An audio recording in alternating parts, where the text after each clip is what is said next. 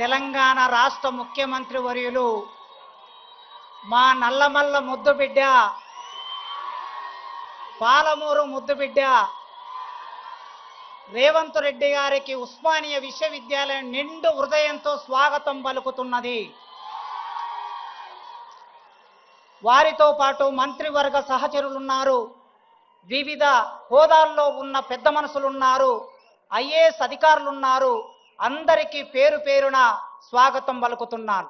Arts కళాశాల తెలంగాణ రక్త మాంసాలతో నిర్మాణమైన arts కళాశాల ముందు చరిత్రలో 1965లో ఈ దేశ ప్రధానమంత్రి ఇందిరాగాంధీ గారు ఈ ఆర్ట్స్ కాలేజీ మెట్లనెక్కారు. ఆ తర్వాత మొదటి ముఖ్యమంత్రి ఈ ఆర్ట్స్ కాలేజీ మెట్లెక్కారు రేవంత్ రెడ్డి గారు.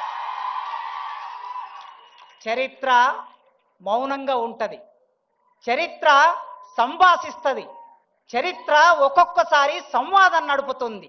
అలాంటి చరిత్రలో భాగమవుతున్న ముఖ్యమంత్రి వర్యులు ఎప్పుడో 25-30 ఏళ్ల కిందట గీతమ్మను ప్రేమించాడు, పెళ్లి చేసుకున్నాడు. కానీ ఈ మధ్య ఇంకొక అమ్మాయిని ప్రేమించాడు ముఖ్యమంత్రి గారు. విద్య అనే పేరు కలిగిన అమ్మాయిని ప్రేమిస్తున్నాడు. విద్య, వారు ప్రతి ఉపన్యాసంలో విద్య గురించి మాట్లాడుతున్నారు. నిన్న గ్లోబల్ సమ్మిట్ లో కూడా విద్య గురించి మాట్లాడారు. ఆ విద్య అనే అమ్మాయిని ప్రేమిస్తున్నారు. ఆ ప్రేమ వారి గొంతులో ప్రాణం ఉన్నంత వరకు కొనసాగించాలని ఒక టీచర్గా కోరుకుంటున్నాను. మేము ఆగస్టు నెలలో మన విశ్వవిద్యాలయ వైస్ ఛాన్సలర్ గారు కుమార్ గారు నేను కలిసి ఒక అపాయింట్మెంట్ అడిగాం. సాంఘిక సంక్షేమ శాఖ మంత్రివర్యులు అడ్లూరి లక్ష్మణ్ గారి ఆధ్వర్యంలో మేము ముగ్గురం వెళ్ళి సీఎం గారిని, అన్నా ఒక్కసారి ఉస్మానియా విశ్వవిద్యాలయానికి రండి, అక్కడ ఉన్న సమస్యలు చూడండి, ఆ సమస్యలను పరిష్కరించడానికి ఒక ఆలోచన చేయండి, మీరు తలుసుకుంటే విశ్వవిద్యాలయం రూపురేఖలు మారుతాయని మేము ఒక రిక్వెస్ట్ పెట్టగానే ఆయన ఒక్క మాట అన్నాడు, వైస్ ఛాన్సలర్ గారు, మంత్రి గారు, ప్రొఫెసర్ గారు వస్తున్నా, మీరు ఏర్పాట్లు చేసుకోండి అన్నాడు. ఇచ్చిన మాట ప్రకారం మేము సభలు పెడితే మా దగ్గరికి వస్తే మేము వారికి ఓట్లే ఇచ్చేది లేదు, మేము చందాలు ఇచ్చేది లేదు, మేము డబ్బులు ఇచ్చేది లేదు. కానీ ఇచ్చిన మాట ప్రకారం వచ్చారు. ఆగస్టు 25వ తారీఖు నాడు మన ట్యాగూర్ ఆడిటోరియంలో జరిగిన అద్భుతమైన సభలో వారు మా వీసీ గారు వెనక ముందాడారు డబ్బులు అడగడానికి. అయినా వారే చొరవతో 1000 కోట్లు ఉస్మానియా విశ్వవిద్యాలయానికి ప్రకటిస్తున్నా అనే మాట ఇచ్చారు. ఈ రోజుల్లో ఇచ్చిన మాట మీద నిలబడే రాజకీయ నాయకులు ఎందరండి? చాలా మంది ముఖ్యమంత్రులు నేను 30 ఏళ్ల కాలంలో విద్యార్థి రాజకీయాల్లో ఇప్పుడు చూస్తూ ఉన్నాను.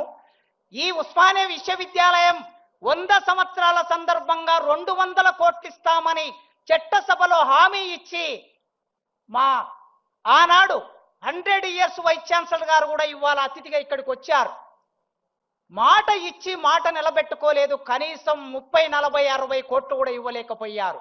కానీ మొన్న మేము మళ్ళీ వెళ్ళినప్పుడు ఆయన అన్నాడు, 3 నెలల కాలం, ఆగస్టు నుంచి సెప్టెంబర్, అక్టోబర్, నవంబర్, ఇప్పుడు డిసెంబర్లో ఉన్నాం, 3 నెలల కాలంలో జీవో తీసుకొని, మీరందరూ వాట్సాప్ చెక్ చేసుకోండి, 1000 కోట్లకు సంబంధించిన జీవో తీసుకొని ముఖ్యమంత్రి గారు ఇక్కడికి వచ్చారు. ఇచ్చిన మాట నిలబెట్టుకున్న రేవంత్ రెడ్డి గారికి ఒక టీచర్గా, విశ్వవిద్యాలయం ఒకప్పటి విద్యార్థిగా, ఈ విద్యార్థి లోకం 40,000 మంది ఈ యూనివర్సిటీలో చదువుకుంటున్నారు. మీ అందరి తరపున వారికి వందనాలు తెలియజేస్తున్నా. ఇక మిగిలింది 1000 కోట్లతో అందమైన భవనాలు 24 నెలల్లో వారు అనుకుంటే నిర్మాణం జరుగుతుంది. జీవో ఇచ్చారు గనక, డబ్బులు వచ్చాయి గనక 24 నెలల్లో ఇంజనీర్ల పని పూర్తి చేస్తారు. కానీ అన్నా, రేవంత్ అన్నను నేను మొదటి నుంచి అన్న అని పిలవటం నాకు అలవాటు. 20 ఏళ్ల నుంచి మా స్నేహంలో భాగంగా అన్న అనే సీఎం గారు, అన్న భవనాలు వచ్చిన తర్వాత భవనాల్లో నాణ్యమైన విద్యను బోధించే అధ్యాపకులు కావాలన్న మా దగ్గర 1000 పోస్టులు ఖాళీగా ఉన్నాయి. ఇప్పటి వరకు 15 సంవత్సరాల కాలంలో ఒక్క పోస్టు కూడా భర్తీ కాలేదు. మా విద్యార్థులు మీరు ఎప్పుడు అంటూ ఉంటారు, నాణ్యమైన విద్య కావాలంటారు. నాణ్యమైన విద్య కావాలంటే నాణ్యమైన విద్య బోధించే అధ్యాపకులు కావాలి. ఈ వేదిక మీద నుంచి నేను సవినయంగా కోరుకుంటున్నా, అధ్యాపకుల రిక్రూట్మెంట్కు సంబంధించి ఒక 15 రోజుల్లో మీరు ప్రాసెస్ మొదలు పెడతారని, మీరు మాట ఇస్తారని కోరుకుంటున్నాను. తప్పనిసరిగా చివరికి ఒక్క మాట చెప్పి ముగిస్తా. మేము మొన్న వీసీ గారు నేను వెళ్ళాం ఈ సమావేశానికి ఆహ్వానించడానికి. వారే ఒక మాట అన్నారు, ప్రొఫెసర్ గారు ఢిల్లీలో జేఎన్యూ ఉన్నది, మరొక చోట ఆక్స్ఫోర్డ్ ఉన్నది, ఇంకొక చోట స్టాన్ఫోర్డ్ ఉన్నది. ప్రపంచంలో ఈ విశ్వవిద్యాలయాల పేర్లు చెప్పుకుంటున్నారు. మరి తెలంగాణలో హైదరాబాద్ నగరంలో 100 సంవత్సరాలు పూర్తి చేసుకున్న ఈ ఉస్మానియా విశ్వవిద్యాలయం పేరు వాటిలాగా చెప్పుకోవాలి కదా అన్నారు. చాలా మంచి మాట చెప్పారు వారు. ఆ మాట వారే చేయగలరు. ఖచ్చితంగా ఈ ఉస్మానియా విశ్వవిద్యాలయం నాకు 16 సంవత్సరాల సర్వీస్ ఉన్నది. మీరు ఇంకొక 1000 మందిని భర్తీ చేస్తే వాళ్ళు 30 ఏళ్ళు పనిచేస్తారు. రాజకీయ నాయకుల జోక్యం లేకుండా, ఎమ్మెల్యేల జోక్యం లేకుండా, ఎంపీల జోక్యం లేకుండా, మంత్రుల జోక్యం లేకుండా పూర్తిగా సెలక్షన్ కమిటీకి వదిలేయండి. తప్పనిసరిగా నాణ్యమైన ప్రొఫెసర్లను భర్తీ చేసే బాధ్యత మా యూనివర్సిటీ వైస్ ఛాన్సలర్ కుమార్ గారు తీసుకుంటారు. ఈ విశ్వవిద్యాలయాన్ని మీరు 2047 అన్నారు కదా, ఆ 47 కాదు 2037. ఇవాళ 25 ఉన్నాం, 35కి వచ్చే నాటికి ఈ విశ్వవిద్యాలయం రూపురేఖలు మీ నాయకత్వంలో మార్చగలం. ఆ హామీ ఇస్తూ నాకు ఈ అవకాశం ఇచ్చిన మీకు వందనాలు తెలియజేస్తూ ముగిస్తున్నాను. Thank you.